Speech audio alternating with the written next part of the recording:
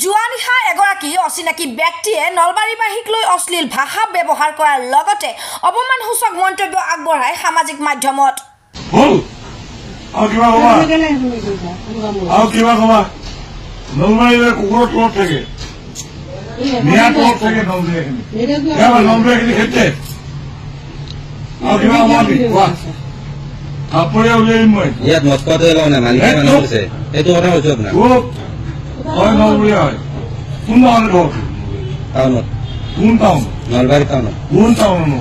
Nalbari main টাউনতে নলবাৰী এইখিনি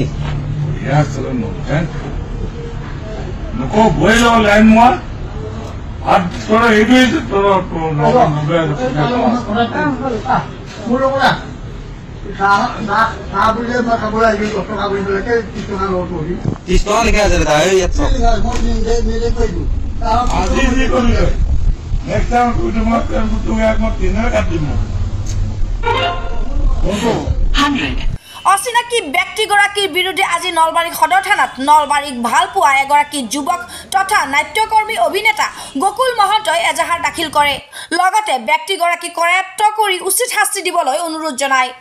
এটা বিশেষ সংক্ৰান্তত মই নলবাৰী সদৰ থানালৈ আহিছিলোঁ আৰু নলবাৰী অচি ছাৰক লগ কৰিলোঁ। যোৱাকালি এটা ভিডিঅ' আমি সামাজিক মাধ্যমত পাইছিলোঁ। এজন ব্যক্তিয়ে অচিনাকি ব্যক্তিয়ে নলবাৰীবাসী ৰাইজক লৈ যি অশ্লীল মন্তব্য কৰি সামাজিক মাধ্যমত এই ভিডিঅ'টো ইতিমধ্যে সম্প্ৰচাৰ হৈছে।